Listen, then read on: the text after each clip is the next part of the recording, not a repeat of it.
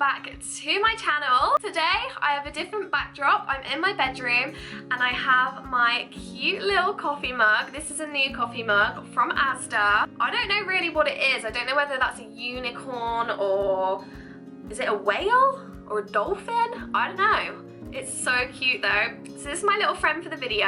I have a coffee and I've got myself nice and comfy in my bedroom because I thought it linked in quite well to the video, which is going to be my morning routine. So I've wanted to do this video for quite a while now. It has been something that's been requested by a few people and it's something that is really, really important to me. Something that I really have found that has gotten me through this lockdown period, but I didn't want to do it straight away because obviously we are in lockdown, we're all isolating, and my routine has been kind of mixed up a little bit. I did struggle at the start of lockdown, you know, with everything going on, so it's taken me a little while to actually establish a routine that I love, a routine that's been really productive for me, and also something that I've been doing solidly for a couple of weeks now. So I do this routine religiously every single day. I look forward to it so much. I genuinely look forward to going to bed, waking up in the morning just so I can do my morning routine.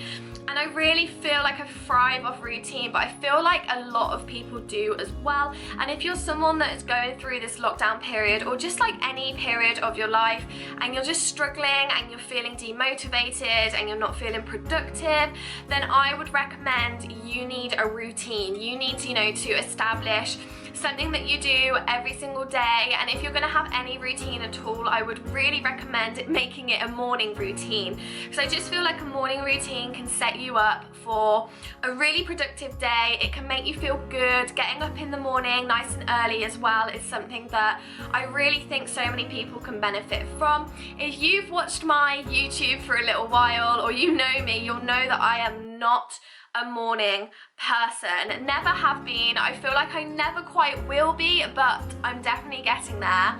And I have really, really struggled over the last probably couple of years, especially, to get myself out of bed in the morning. I'm one of those people that will literally get out of bed the minute that I literally have to. I will like skip doing my hair and makeup just so I can have an extra 10 minutes in bed.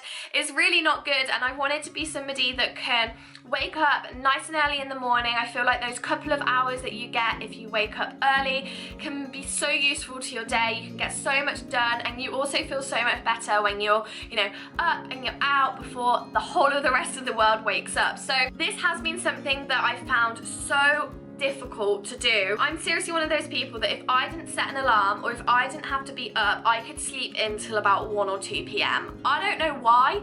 I just love my sleep. My mum said as a baby I would just sleep and sleep and sleep, so I'm just gonna put it down to the fact that I'm a sleepy person. One thing that I wanted to achieve in lockdown, if I could achieve anything, I wanted to become somebody that could get out of bed nice and early and achieve more with my day. So that's something that I've been really working on over the last couple of weeks, and the main thing I've probably found, you know, if I could give you guys any tips on that, is to probably just stagger your alarm every couple of weeks. So I wouldn't go in cold and set your alarm for 6 a.m. You know, if you're normally waking up at 9 or 10, I wouldn't go in cold and try and just get up at 6 a.m. because it's not going to happen, or, you know, it didn't work for me that way anyway. So what I tried to do was just gradually set my alarm a little bit earlier over a couple of weeks, and I just found that that really, really helped me. It wasn't like a sudden blow of, oh my gosh, I can't do this, I'm not used to this. It was just a very gradual phase, and at the moment I'm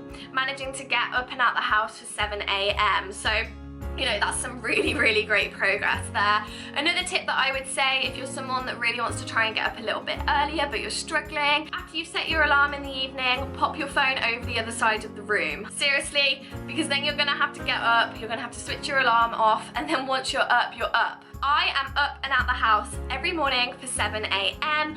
And what I love to do is go on a walk first thing in the morning. This is obviously because I'm doing a cut at the moment. I want to get my steps in, I want to get my step count nice and high, but also it's brilliant for kind of like my mindset. It sets me up for the day. I love to get out and feel like the fresh air. It's quite nippy in the mornings at the moment, but it's lovely. It's really nice, you know, when there's a bit of like frost in the air. I absolutely love it, and I also love the fact that it is so quiet at the moment, you know, first thing in the morning. I have done a couple of walks recently in the daytime, like in the afternoon, and I really didn't like it, purely because there are a lot of people out and about at the moment. I know we are in lockdown, but I think a lot of people are trying to get out as much as possible, which, you know, I'm not going to get into politics here, but I found that there is a lot of people out and about in the day. So for me, a morning walk first thing in the morning is really, really good. So before I go out, I just throw on a jumper. It is quite nippy in the morning, so I like to just, you know, layer up, get nice and cozy. I grab my big puffy coat, and my leggings and my trainers. I also fill up my 2-litre bottle of water. It is really important at the moment that we're drinking lots of water. It can be so hard because we're all stuck inside. It's really difficult to remember to drink water, but I find that if I set myself little goals and challenges, then I'm much more likely to drink water. So what I kind of do is I try to drink at least my whole 2-litre bottle of water as I go around on my 45-minute walk. Most days I do manage to drink 2 litres, and then before 8 AM I've already drank 2 litres of water. So, you know, I am peeing all of the rest of the day, but it's fine because I'm hydrated, so, you know. So I also listen to a podcast on my walk. I grab my headphones, I choose a podcast before I get out on my walk, and as I said, my walk is normally 45 minutes. I do the same route every single time, so I try and pick a podcast that is at least 45 minutes long. For me personally, I like to listen to an educational podcast. I find that this 45 minutes going out on a walk is a perfect time to educate myself, learn something new. The podcast is always something a little bit different. On this particular morning, I actually listened to a podcast on how to cope with grief. Not that I'm grieving or going through a grieving process, but I just thought that sounds really interesting. I'd love to hear, you know, about how to get through grief and tips and tricks on that. So that's what I listened to this morning. But I listen to all sorts of podcasts, from, you know, nutrition ones, fitness ones. I listen to podcasts on well-being and self-care. Loads. I'll see if I can pop some little pop-ups of some of the podcasts that I would recommend to you guys. So yeah, I grab my headphones, I put my podcast on, and off I go on my walk. And as I said, my walk that I do every single day is the same route. So I find this just works best for me. I like to know where I'm headed. I like to know that it's going to be, you know, that 45 minutes. I'm getting the same step count in every single day. And also just like a bit of familiarity. I love routine. We know this. I love routine. So the walk is the same every single day.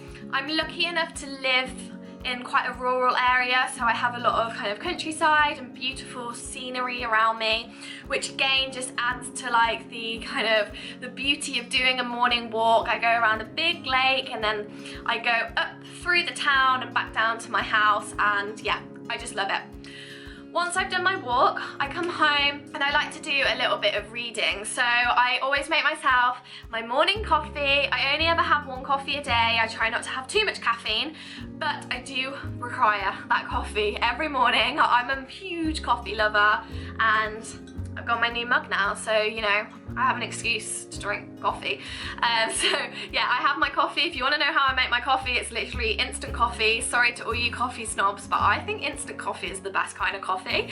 And then I just have my sweetener in there as well with a little bit of milk. I also light myself some incense. So, oh, if you guys know me, you will know I am so obsessed with incense. I just love it. It's just so relaxing. I try not to burn it too much because it's not actually very good for you, but I do have an incense burning first thing every morning, and that smell honestly just relaxes the heck out of me. So yeah, that's kind of my smell that I love to have. Obviously you could light some candles, or you could spray some room spray, or you could burn some wax melts, whatever you want to do, but a smell can often be very relaxing if it's associated with downtime. If you start burning incense, or you have like a particular smell that you always have around you when you're kind of relaxed, then you will associate that smell with being relaxed. So that's kind of why I do it, but I just love the smell of incense. And then I sit down and get nice and cozy with a book. I always try and do at least an hour of reading. For me, reading has been such a great tool this lockdown, and I want to definitely carry it through to kind of, you know, when we're all back into normal life. It's just, again, a great way to just wind down, just relax and have an hour in kind of like almost like a different world, if you know what I mean. There's always a lot going through my head, whether it's work or like, you know, home life or breakups. You get me? So reading, great way to just shut off, great way to start your day, and great way to have some you time, you know, before you like dive into work or before you dive into like, you know, kids and all that jazz. It's really good to just have some you time. So for me in particular, I've always got a couple of books on the go. I've never just reading one. I've always seemed to got a couple of books on the go. I try and read fictional in the evenings, which I'll talk about in my other video. But in the mornings, I try and read something a little bit educational, something that I can learn from. So at the moment, I'm reading a book called The Happiness Project. I have talked a little bit about this book before. It's a book that I've been reading over quite a long period of time now. I need to finish it off, but it's a really, really good book. Obviously, it's kind of obvious what it's about from the title, but the book's written by a lady that dedicated a year of her life to achieving happiness. And she kind of explains, obviously, the process of this, but kind of what happiness means and what it can mean to each individual person. So really interesting book, really, really good book. And I will do like a bit of a book review when I have finished it. So I sit down for an hour, I read my book, I've got my incense going, I've got my coffee, and I'm just feeling pretty much like I'm in heaven at this point. It is lovely. No breakfast at this point. I'm currently fasting, so I don't actually eat my first meal until about 1 p.m. some days. I'm not fully fasted because I've actually drunk my coffee. Oh, and I've taken my supplements as well, which I forgot to say. But I do postpone meal 1 until the afternoon. I find that bringing that eating window a little bit smaller really, really helps me. My calories are quite limited at the moment because I am cutting. So I find that, yeah, having my first meal later on in the day means that I'm not kind of feeling the need to snack. I'm not starving. I'm one of those people that I won't be hungry for so long in the day, but the minute I start eating, I'm like, oh my gosh, I need all the food. So I have been fasting, basically. Not fasting, but fasting in the mornings. So kind of once I've read for an hour, sometimes it goes on for a little bit longer if I haven't really got many other responsibilities in the day.